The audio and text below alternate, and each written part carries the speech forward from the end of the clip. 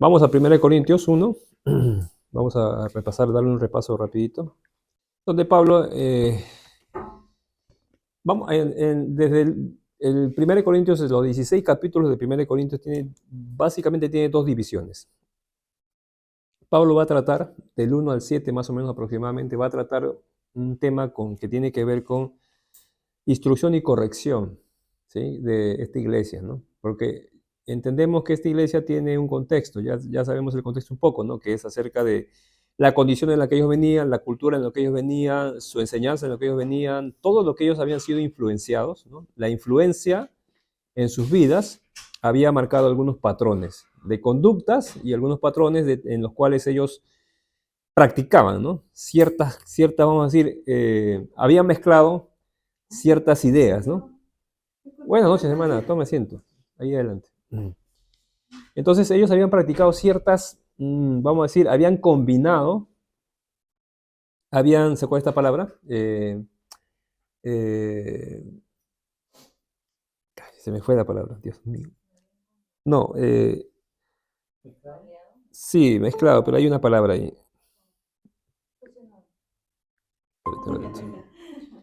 Buenas noches a la hermana Janet. Muy bien, entonces ahí, los corintios, por su contexto y la cultura de ellos habían, eh,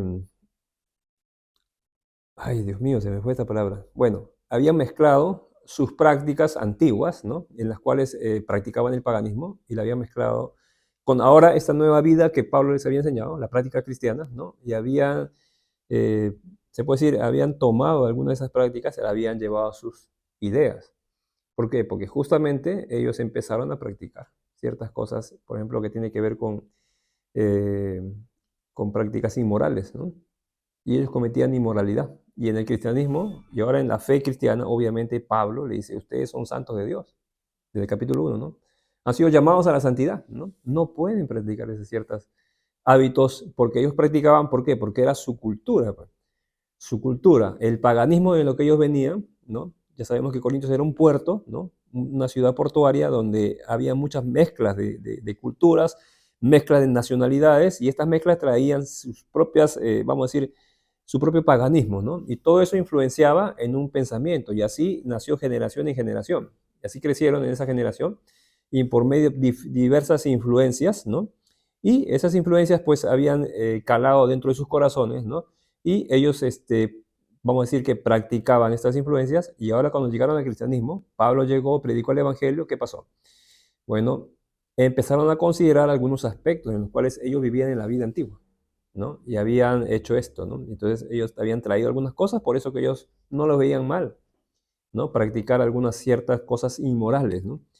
Y Pablo va a corregir todo esto, ¿sí? Todo esto. Del 1 al 7 va a haber mucha corrección.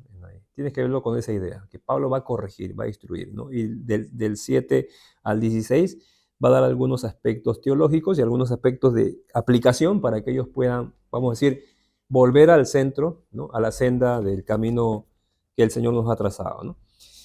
Por ejemplo, Pablo dice ahí, ¿no? Capítulo 1, algunos versículos con las claves, ¿no? Yo, dice Pablo, elegido por la voluntad de Dios para ser apóstol de Cristo, ¿no? Escribo esta carta junto a mi hermano Sóstenes, va dirigida a la iglesia de Dios en Corinto, ¿no? A ustedes que han sido llamados por Dios para ser un pueblo, estoy leyendo la Nueva Traducción Viviente por si acaso, han sido llamados para ser un pueblo santo, ¿no? Así han sido, ¿no? Ahora, oye hermano, pero ¿cómo es posible? Porque, a ver, si este pueblo de Corinto, esta ciudad de Corinto, era conocida por el paganismo, ¿se acuerdan de esa palabra? Corintiar o corintianizar, o una mujer corinta. Cualquiera en esa época sabía lo que significaba una mujer de Corinta. O corintianizar, sabían ese término. En aquel entonces, en aquel siglo, sabían todos los pueblos cercanos de qué significaba esa palabra. Y era desenfreno total. Eso significaba, ¿no? Entonces, yo les hago una pregunta. En medio del desenfreno total, ¿Dios puede hacer algo?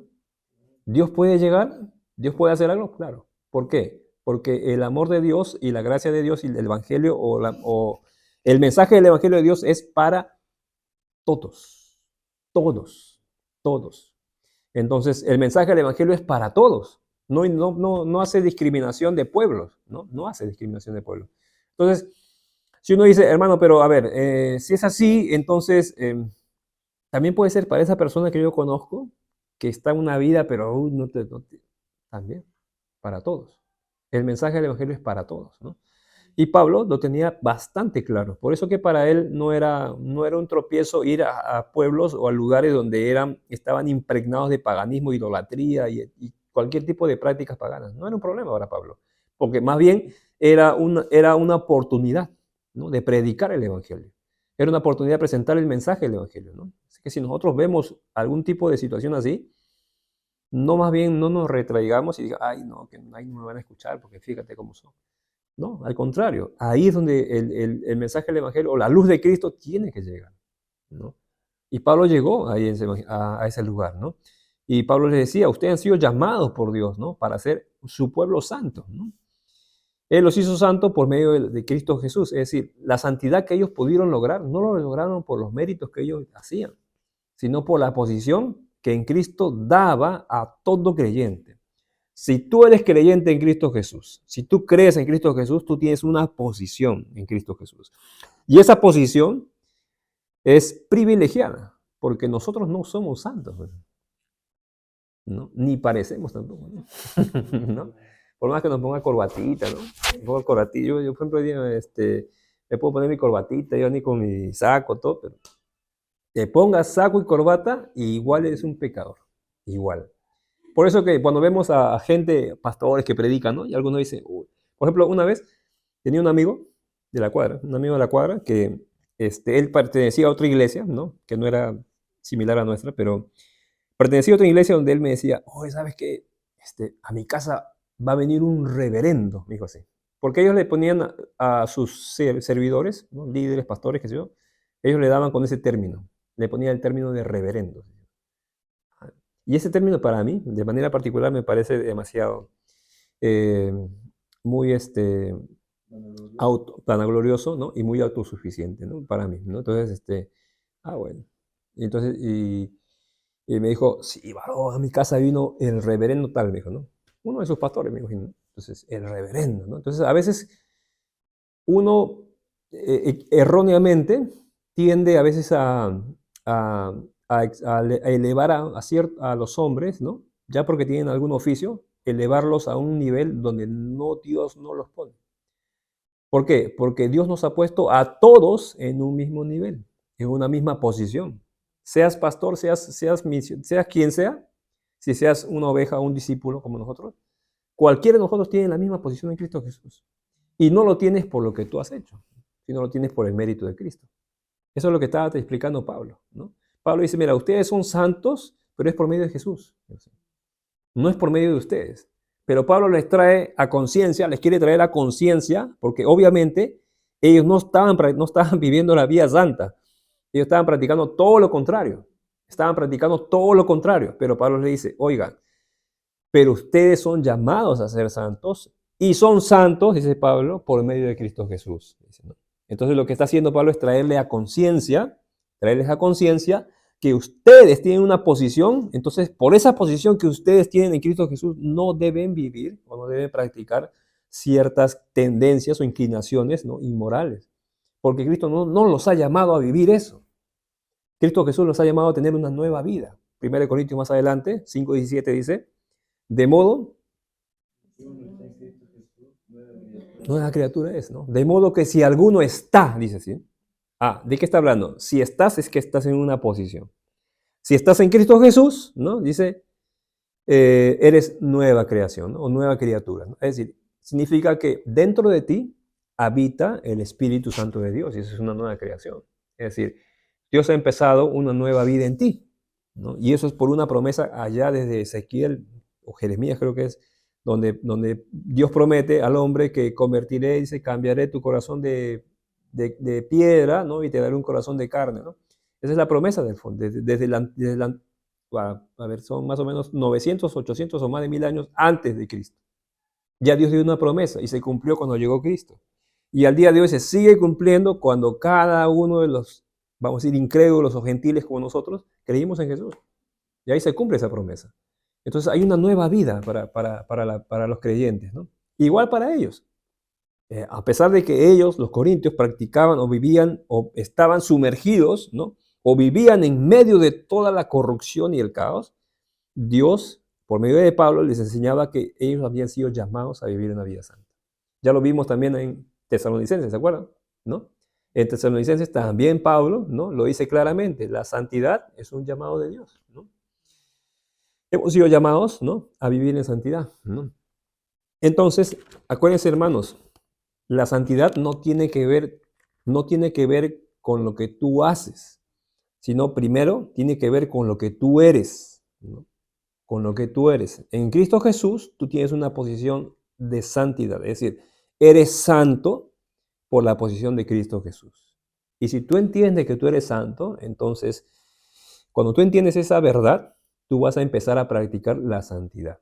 Es muy diferente que cuando tú te esfuerzas por ser santo, dices, no, es que tengo que ser santo. Es que una vez me encontré con un amigo que, por ejemplo, entramos a una iglesia pentecostal, ¿no? Y de pronto me equivoqué, pero ¿no? Del lado donde hay, porque ahí se separan, ¿no? Te ponen para acá la mujer y para acá los hombres, ¿no? Entonces yo me equivoqué. Y me estaba yendo para el lado de los, ¿no? Del lado de las mujeres, ¿no? Era otro, de la Asamblea de Dios. Entonces me estaba yendo para el lado de las mujeres, ¿no? Y mi amigo me agarra, oh, varón, ven para acá, me dice, ¿no? Y me pone para el lado de los hombres, ¿no? ¿Qué cosa? No, es que hay las mujeres nomás, me dice las mujeres. Pero asustado el hombre, ¿no? Asustado, ¿no? Entonces, buenas noches, hermana, buenas noches. Entonces el hombre se había asustado porque, ¿por qué? Porque me estaba yendo al lado de las mujeres, ¿no? Entonces, y para ellos era un pecado gravísimo que te pongas, ¿eso sabes cómo se llama? Eso se llama religiosidad, ¿no? Es decir, intentar por sus fuerzas, ¿no? Querer guardar ciertas cosas para, supuestamente entre ellos, ¿no? Entienden que no contaminarse, ¿no? Entonces, pero no se trata de eso, hermano, porque nos vamos a contaminar siempre. Estamos en constante contaminación con el mundo, ¿no? Y quieras o no, siempre estamos a veces pecando, a veces de manera involuntaria, ¿no? Una cosa, una cosita, una actitud, ¿no? Una palabra, ¿no? Te puedes levantar tú bien tranquilo y de pronto estás con tu esposa o qué sé yo, con tu relación, ¿no? Y de pronto ahí cualquier cosa y ya, ¿no? Entonces, estamos, hermanos, estamos constantemente expuestos, ¿no? A la contaminación, porque vivimos en el mundo. Ahora, ¿cuál es la ventaja o cuál es la bendición? La bendición es que nuestra santidad no depende de nuestros méritos o nuestras obras, ¿no? La santidad depende de la obra de Cristo, ¿no? Entonces seguimos ahí. Estamos en la lectura de 1 Corintios, ¿sí? Haciendo un repaso rapidito nomás el primer capítulo, que ya estamos entrando en el 2. Entonces estamos hablando acerca de la santidad, ¿no? Entonces de la posición que en Cristo Jesús Pablo, desde el primer capítulo 1, desde el versículo 1, Pablo empieza ahí su discurso, o vamos a decir la epístola, ¿no? Desarrollando esta verdad, ¿no? Y esta verdad, hermano, hay que entenderla, ¿sí? Hay que entenderla, porque sí, como dice el apóstol Pablo, hemos sido llamados a vivir en santidad, ¿no? Y la santidad la obtenemos por medio de Cristo Jesús, ¿no? Ahora, eso tiene que ver mucho con la obra de Cristo, ¿no? O sea, Cristo ya nos puso en esa posición a nosotros, nos puso. No la logramos por nuestros méritos, ¿no? Como le dije, no lo logramos tal vez por nuestro esfuerzo, ¿no? No. Nuestro esfuerzo y nuestro mérito podríamos caer en legalismo o religiosidad, ¿no? Entonces, ¿cómo practicamos entonces la santidad, hermano? Porque si la santidad significa guardarse o apartarse, significa la palabra santidad. Entonces, bueno, guardamos la santidad, ¿no? Entendiendo primero que en Cristo Jesús tenemos esa posición, ¿no? La posición por la cual, a través de la obra de Cristo, ¿no? Posicionalmente, ¿no? Hemos sido santificados por Él, ¿no? Entonces, esa es nuestra posición, ¿sí? Pablo está diciendo a ellos, ¿no? En Corintios 1:1, ¿no? Dice Pablo, pero 1:2 dice, ¿no? Dice Dios en Corintios, ¿no? Que han sido llamados por Dios para ser su pueblo santo, ¿no? Y Él los hizo santos por medio de Cristo Jesús, ¿no? Entonces, acuérdense, ellos no estaban practicando nada de santidad ahí, ¿no? Más bien estaban practicando pecado, ¿no? Pero Pablo les trae a recuerdo la posición en la que ellos están. En esa posición estamos nosotros, la iglesia de Cristo Jesús, todo creyente, todo aquel que ha entregado su vida, todo aquel que se ha arrepentido de los pecados, todo aquel que ha venido a Cristo Jesús y confiando que el Señor es nuestro Salvador, y hemos creído en nuestro corazón, ¿no? Y nos hemos arrepentido de este pecado de la incredulidad, entonces tenemos esa posición en Cristo Jesús, ¿no? Esa nueva creación dentro de nosotros, ¿no? Y la cual, ¿no? Nos lleva cada día más, ¿no? Nos lleva cada día más a separarnos, ¿no? A alejarnos del pecado, ¿no? Separarnos, ¿no? Entonces, este hermanito, ¿no? El hermanito que le conté, ¿no? Él a toda costa quería que yo no pecara, ¿no? Entonces me jaló del lugar ahí, me puso para este lugar porque para él era un pecado gravísimo, ¿no? Entonces ellos están cuidándose de cada detalle, de no pecar en cada detalle, ¿no? Y eso no es la vida cristiana, no es lo real. Lo real es que nosotros vamos a pecar, o sea, pero no como hábito, sino que involuntariamente pecamos. Estamos en crecimiento todos.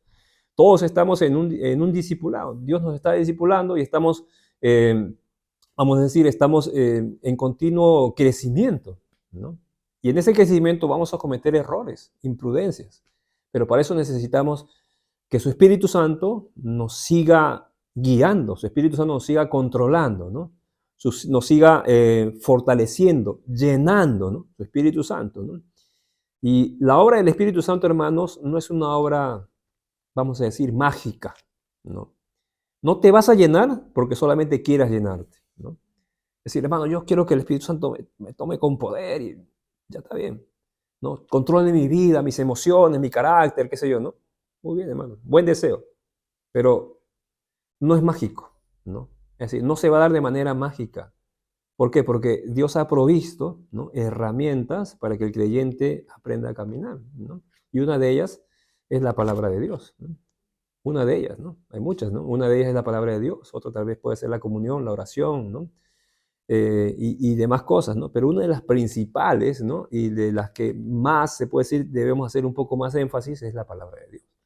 Porque la palabra de Dios te trae luz, ¿no? Es como una lámpara que alumbra, ¿no? Lámpara es a mis pies tu palabra, ¿no? Em, Como un martillo que golpea, ¿no? ¿Qué cosa golpea o qué cosa transforma, ¿no? Pues nuestra manera de pensar, ¿no? Penetra hasta lo profundo, ¿no? ¿Qué más dice? En Hebreos 4:12, ¿no? Es que es viva y eficaz, ¿no? Penetra hasta lo más profundo, ¿no? Los tuétanos, la coyuntura. ¿Qué hace cuando está dentro de la palabra de Dios? Discierne, ¿no? Separa, ¿no? ¿Qué cosa separa? Los deseos, ¿no? Y los pensamientos, ¿no? Hasta ahí llega la palabra de Dios, por eso es importante que llegue. Pero si tú no le das, no tomas tiempo para leer la palabra de Dios, ¿no? Para tú constante, o sea, tú de manera voluntaria, ¿no? No le das, va a ser bastante difícil que tú puedas ir creciendo, ¿no? Dios quiere que crezcas, por eso dejó su espíritu, ¿no? Pablo estaba un poco, siempre cuando escribe, Pablo tenía vamos a decir, esta carga, ¿no? Porque Pablo había entendido ese misterio, ¿no? De la obra del Espíritu Santo en la vida del creyente, ¿no? Transformando al creyente, sacándolo de la vida antigua, llevándolo a una vida nueva, ¿no? Y cuando Pablo veía que los creyentes volvían a la vida antigua o practicaban ciertas prácticas carnales, entonces Pablo decía, no, no puede ser, ¿no? ¿Por qué? Porque Pablo había entendido, ¿no? Los propósitos espirituales que Dios tenía con cada creyente. Entonces, cuando veía que los creyentes volvían atrás o pecaban de manera deliberada, ¿no? Entonces, para él era bastante carga tenía eso, ¿no? Él quería que entendieran los creyentes, que entendieran, ¿no? Entendamos, hermanos, ¿no? Que la vida cristiana no se puede vivir si no es por obra del Espíritu Santo, ¿no? Fuera de ahí es una religión. Fuera de ahí todo va a ser, ¿sabes qué? Apariencia, ¿no? Todo va a ser ¿no? Como cualquier religión, ¿no? Del mundo, ¿no? Que simplemente va y hace ciertas cosas y ya está, ¿no? No sirve de nada, hermano. Eso es engañarse a uno mismo, ¿no? Y nosotros no nos engañamos. Nosotros más bien entendemos que nuestra vida cristiana debe ser practicada solamente por obra del Espíritu Santo, ¿no? O sea, dando lugar al Espíritu Santo en nuestras vidas, ¿no? Y eso, hermanos, una parte importante, ¿no? También es el discipulado, ¿no? También es el discipulado, ¿no? Y con eso quiero aprovechar, ¿no? Que estamos aquí, ¿no? Es para decirle que estamos tratando de separar, organizar tiempos para tener discipulados, ahorita que somos pocos, ¿no? Que todavía no lo hacemos abiertamente, se puede decir, esta reunión no lo hacemos abiertamente, ¿no? Aprovechando que somos pocos, ¿no? Poderlo hacerlo de manera personal, ¿no? Aquí, por ejemplo, con John empezamos la semana pasada, ¿no? Y vamos a ir coordinando, ¿no? Ahí está Javier, ¿no? Con John también, ¿no? Mi hermano acá, que mi hermano invitado también, ¿no? Un Javier Pérez, ¿no? Y en el caso de los varones conmigo, ¿no? En el caso de las mujeres, ahí está Janet, Sara también, ¿no? Que puedan, creo que habías quedado con Janet también, ¿no? Sí, entonces con Janet también se puede hacer, escúcheme, ¿no? Y ahora, hermano, es que no tengo tiempo, no puedo. El discipulado, en este caso, que yo estoy planificando con los varones, ¿no? Creo que máximo tomamos 20 minutos, ¿no? Media hora, 20 minutos, ¿no? Con otros algo menos incluso, ¿no? Porque es bastante práctico. Entonces, no te va a quitar mucho tiempo. Pero créeme, hermano, que es necesario y importante, ¿no? Cristo dijo en su mensaje último, cuando le dio allá en los evangelios, ¿no? Dice, toda potestad me ha sido dada en el cielo y en la tierra, ¿no? Por tanto, id, dijo, ¿no? Y hacer discípulos, ¿no? ¿Qué cosa que dijo? Enseñándoles. ¿Qué cosa que les enseñó? A que guarden, ¿no? Todas las cosas de quién? Que él había enseñado, pues, ¿no? Todos los principios, ¿no? El evangelio, la palabra, todo. Enseñándoles a que guarden, ¿no? Y Pablo también lo ratifica nuevamente ya en la dispensación de la gracia, lo ratifica, ¿no? Y Pablo también sigue discipulando, sigue preparando, ¿no? Entonces, esa obra tiene que continuar, ¿no? Y ya aprovecho para poder organizarnos, ¿no? Unos días a la semana, ¿no? Para poder hacer ese discipulado, ¿ya? Muy bien, hermanos. Entonces, eso fue lo que vimos en el capítulo 1, ¿no? Después Pablo ya empieza a abordar un poco acerca de las divisiones en la iglesia, ¿no? Vimos que también, por ejemplo, en el 1:9, ¿no? Perdón, sí, 1:8, ¿no? Decía, Él los mantendrá firmes hasta el final para que estén libres de toda culpa, ¿no?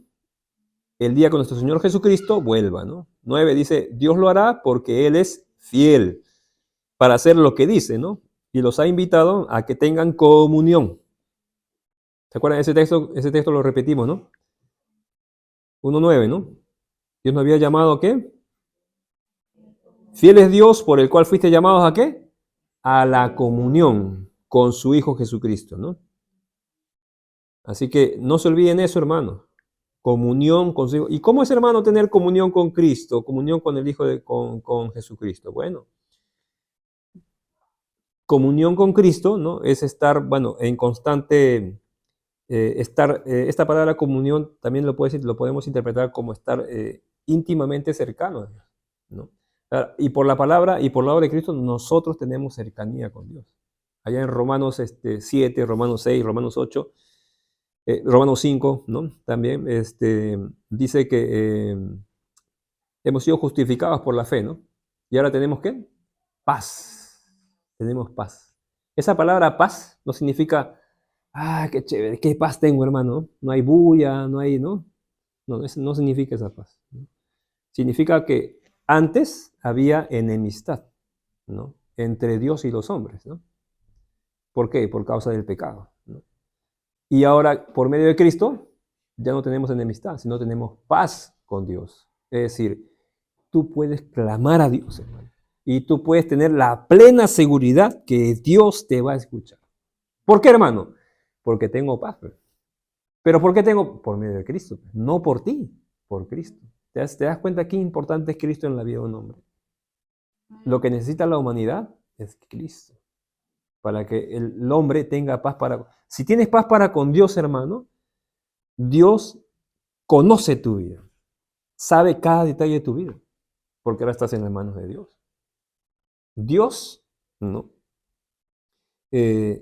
Nuestro Dios, creador de todas las cosas, nuestro Padre, nuestro creador, ¿no? El Dios omnisciente, omnipotente, el Dios poderoso, el Dios que su entendimiento no hay quien lo alcance. Es decir, ese mismo Dios, ¿no?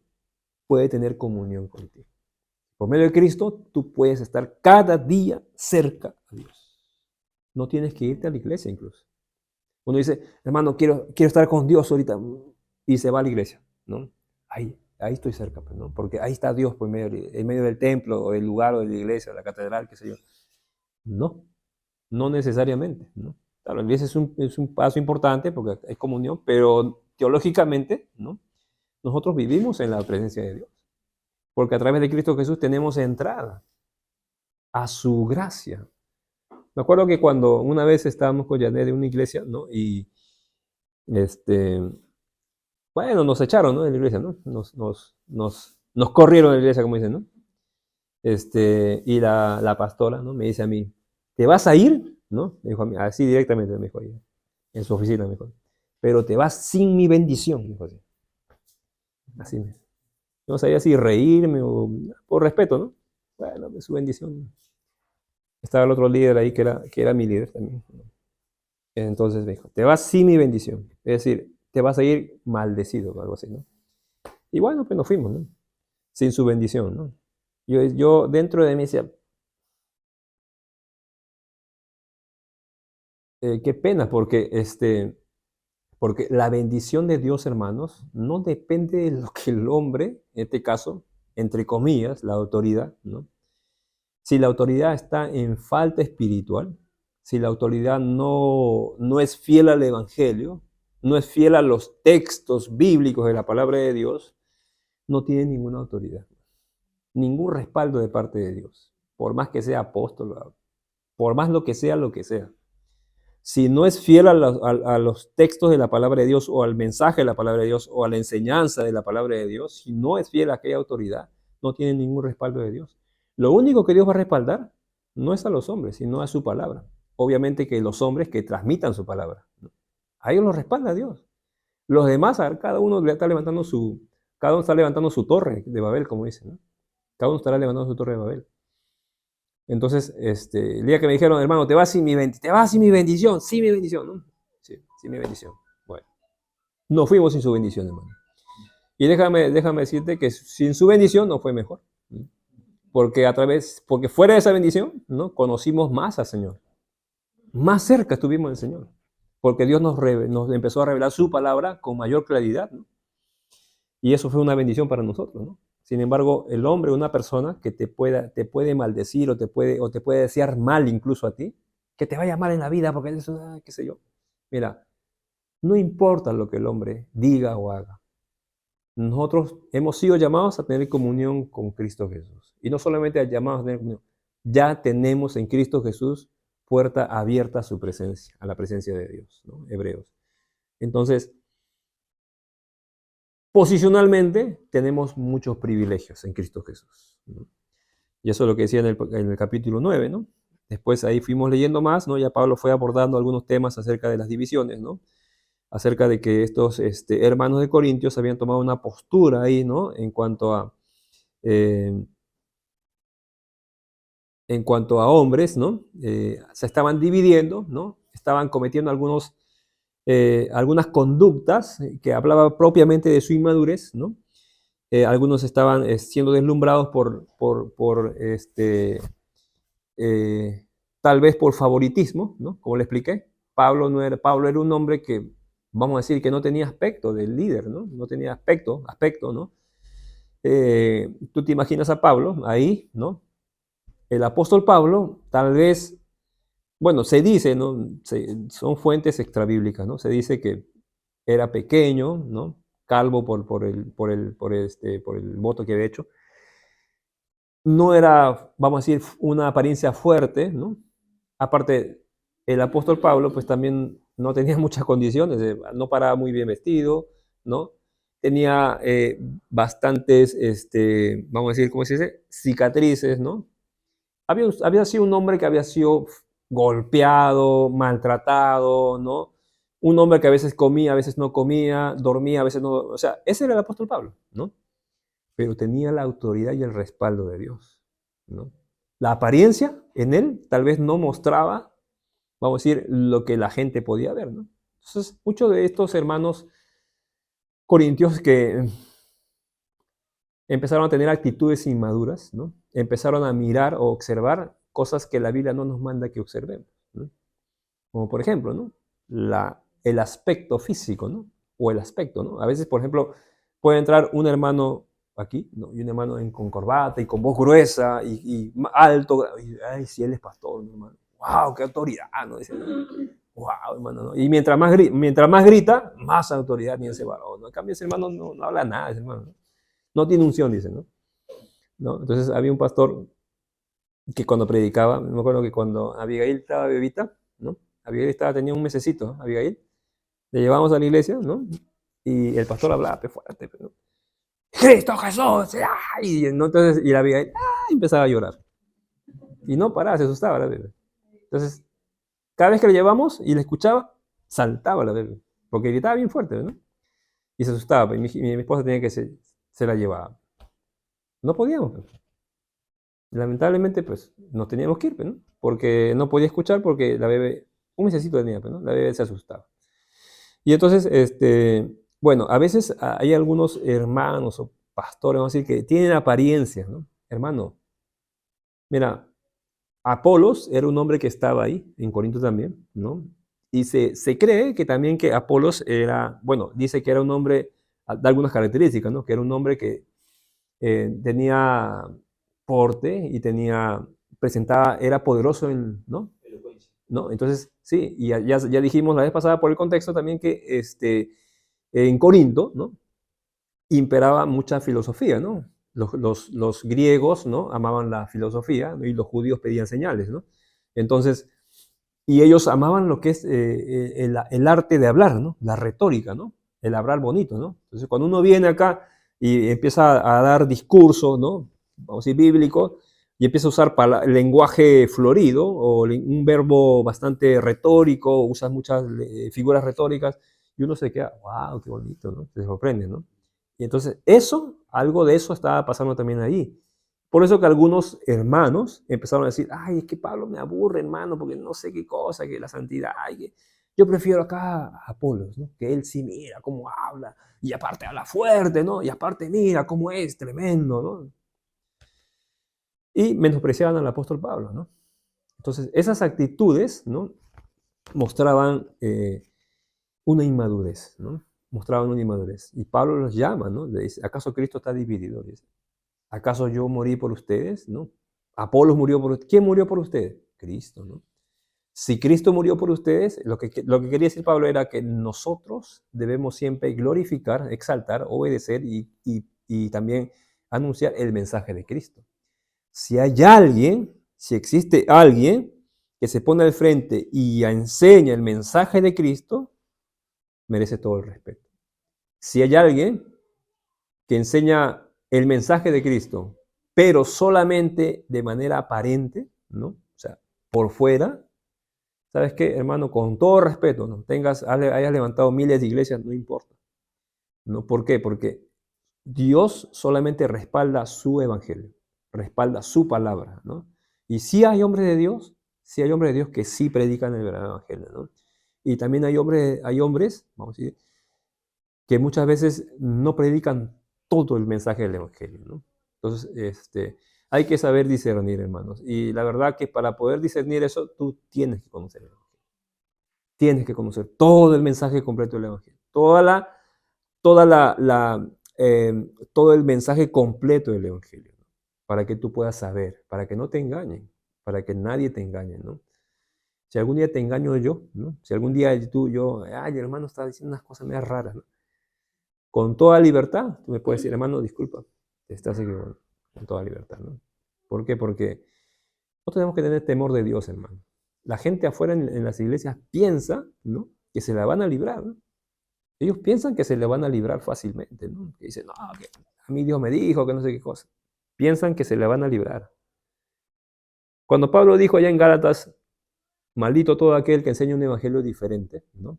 Y algunos dicen, ahí está, pues, ¿cómo se llama los mormones, pues, ¿no? Algunos piensan que ese texto solamente es para ellos nada más, ¿no? Los mormones.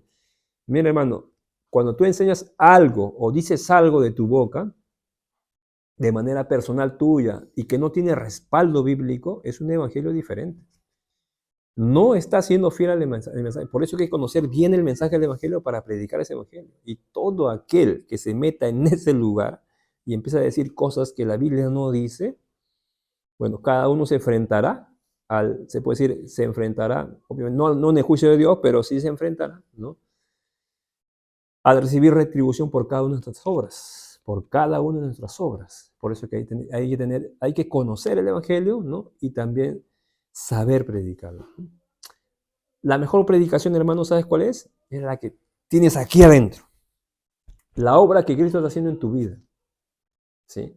Porque el Evangelio no solamente es decir palabras elocuentes, sino también vivir la palabra de Dios, ¿no?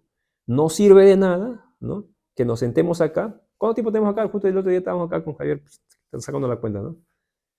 2 años dijimos, ¿no? Más o menos, ¿no? Estamos calculando ya. 2 años creo que nos estamos reuniendo. O 1 año y tanto, ¿ya? Yo le voy a sacar bien la cuenta. Yo tengo la foto del primer día. Tengo la foto del primer día que nos reunimos acá. Tengo la foto cuando ¿te acuerdas que te vine a visitar el primer día? A ti y a Sara nomás, estuvimos los 3 nomás con Yané, los 4 estuvimos. Ese día yo tomé una foto, y yo tengo la foto ahí. Entonces, ya tenemos más de aproximadamente 1 año y medio o un poco más acá, reuniéndonos todos los viernes, ¿no? Acá a las 8. Y a través de ese tiempo, hasta el día de hoy, ¿no? El propósito siempre ha sido el mismo, hermano. Exaltar a Cristo y que Cristo obre en nuestras vidas. ¿Sí? Que Cristo empieza a transformar, hermano, a sacar todo lo malo, a cambiar nuestro interior, a cambiar nuestra mente, nuestra forma de pensar, a madurar, a crecer, toda la obra que Cristo quiere hacer en el creyente. Eso es principal, hermano. Si no hay esa obra transformadora aquí, en vano es que yo haga un montón de cosas. En vano es que yo haga muchas cosas para Dios. No sirve de nada. Si yo no soy luz, ¿no?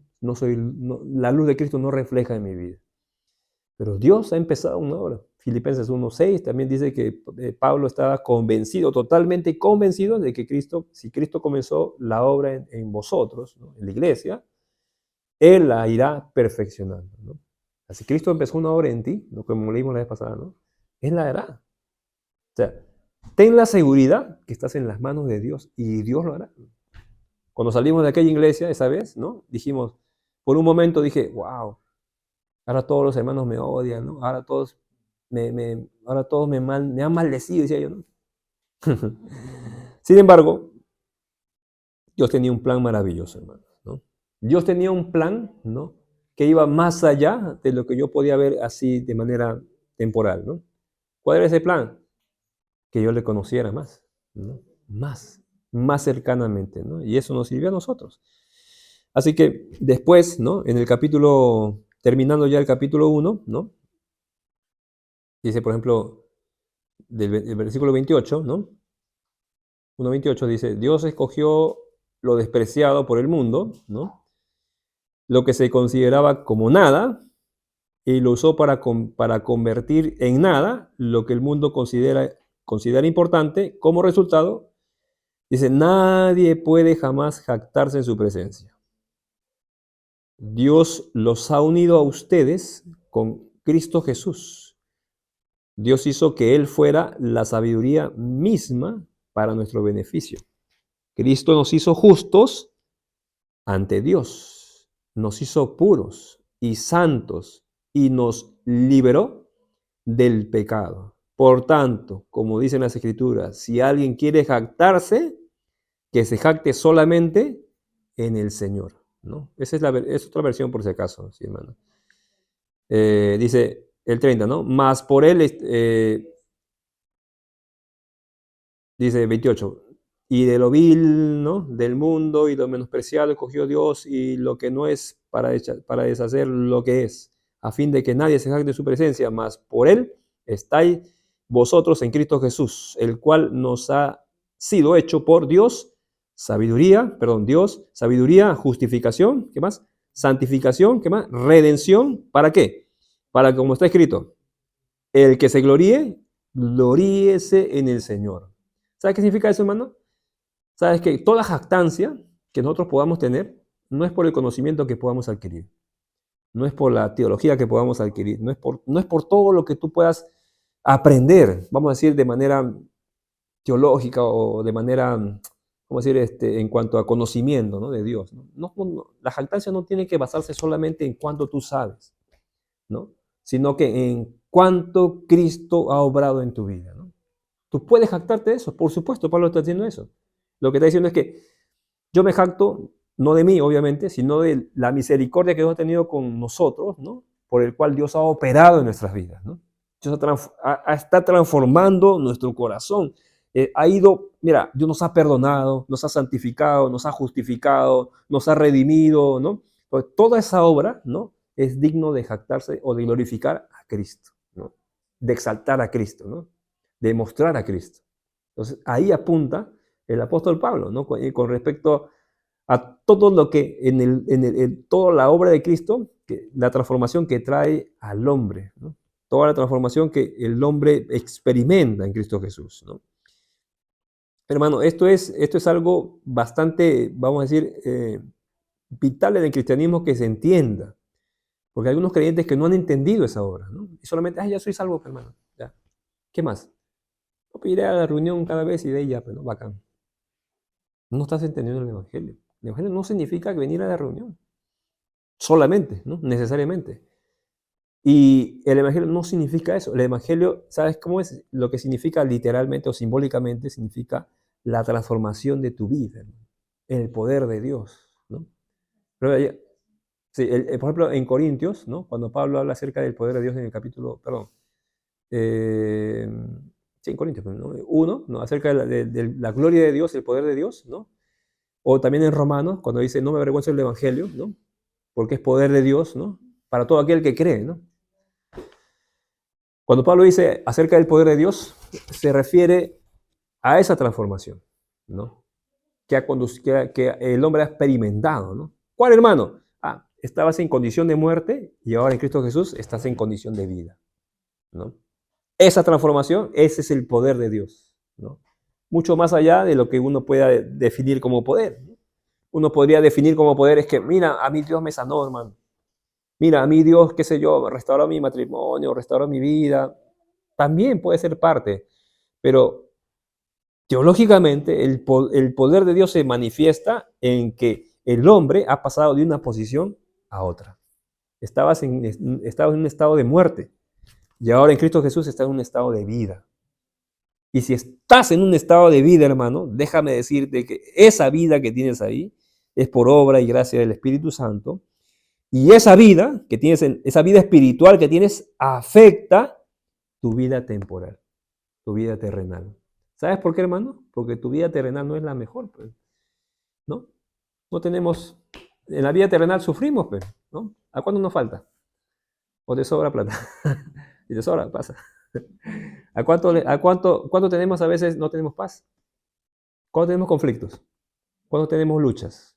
¿Cuándo tenemos debilidades? ¿Cuándo todavía luchamos con nuestras debilidades? ¿Cuándo estamos a veces luchando con nuestra debilidad? ¿Cuántas veces hemos renegado nuestra vida? Señor, ¿por qué así? ¿Por qué no de otra manera? Ya, esas son las cosas temporales, ¿no? Y esas Dios no nos las ha librado aún. Pero ¿qué cosa ha dado Dios? Dios ha dado, estabas en un estado de muerte, ahora estás en un estado de vida. Esa vida, ese poder que Dios ha manifestado en su vida, por medio de su Espíritu Santo, esa vida ahora va a ser una provisión para tu vida temporal. Así se entiende el Evangelio. No es que nos quita a Dios, ¿no? A veces oramos, ¿no? Señor, quítame, Dios mío, quítame esta carga, quítame esta debilidad. No, Dios ha provisto para tu debilidad, ha provisto para tu lucha, ha provisto para tu falta de fortaleza, qué sé yo, ha provisto para tu enfermedad, ha provisto para todo lo que te puedas imaginar. ¿Ha provisto qué? Su Espíritu, el poder de Dios, para que en la vida temporal tú puedas practicar, tú puedas vivir el cristianismo, sea una realidad en tu vida. Cristo Jesús sea una realidad como fue en el apóstol Pablo. Y el apóstol Pablo estaba empecinado que los corintios entendieran esa realidad, ¿sí? Apuntaran a esa realidad, ¿no? Y Pablo va a desarrollar todo ese mensaje durante los 7 capítulos que vamos a leer después, toda esa realidad que ellos la entiendan, ¿no? Que ellos capten el mensaje del Evangelio, ¿no? No es lo externo, es lo interno del hombre. Y hermanos, lo que estamos hablando y lo que estamos enseñando hoy es una realidad en el creyente. que Dios ha empezado en nuestras vidas. Es una realidad. Y ¿sabes qué? Esa realidad está en aumento. Va en aumento. Pero ¿sabes qué? ¿Se acuerdan de Tesalonicenses? En el último capítulo que leímos, ¿se acuerdan de algunas aplicaciones cortitas que decían? ¿No? Decía, no apaguéis, ¿se acuerdan? Al espíritu, ¿no? Un verso cortito, ¿no? Ahí decía, ¿no? No apaguéis al espíritu, ¿no? Ay, a veces, hermano, ve, la salvación se pierde, dice alguno, ¿no?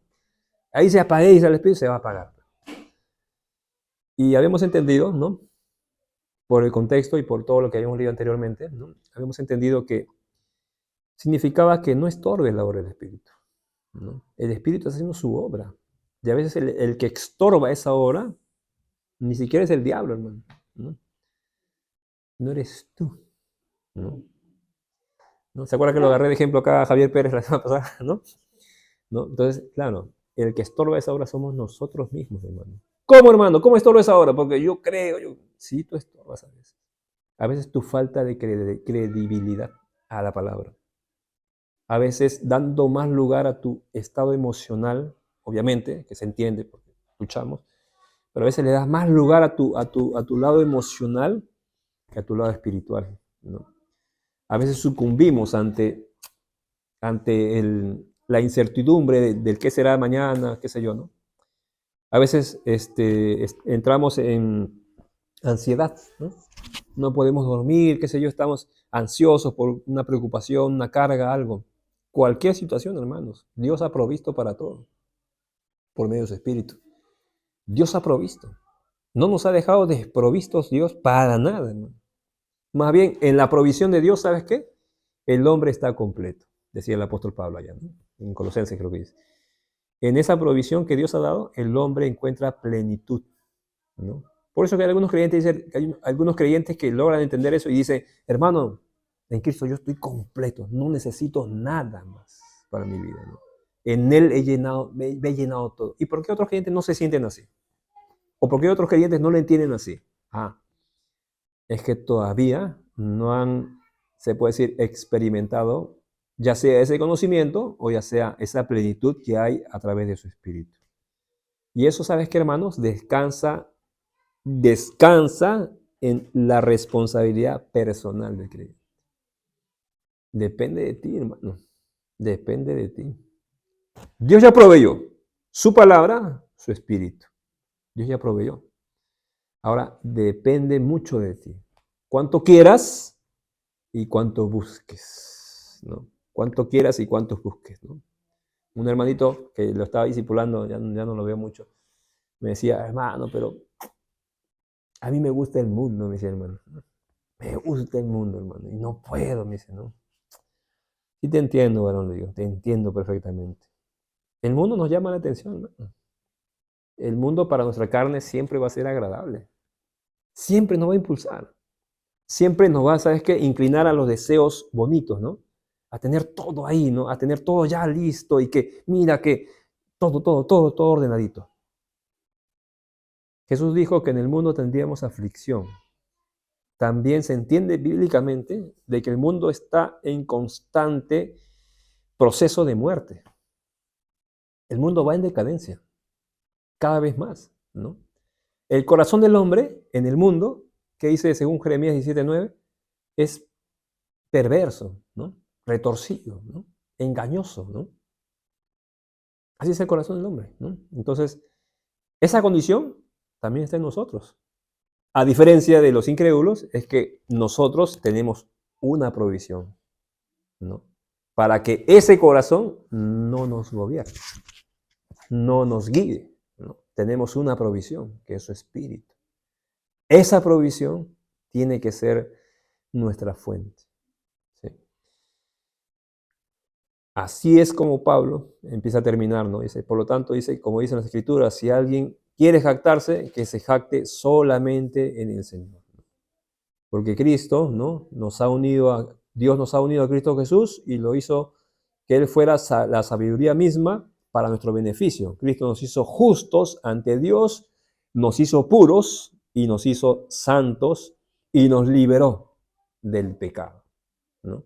Ayer justo estaba en la clase ahí del instituto y me hicieron una pregunta, ¿no? O sea, yo a veces no quiero que me pregunten porque me va a salir con una cosa que de repente no sé.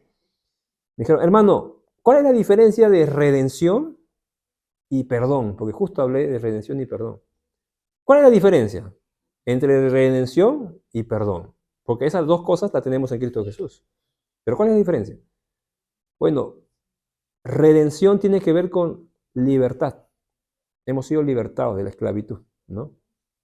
Hemos sido liberados. Y el perdón tiene que ver, es parecido, ¿sí?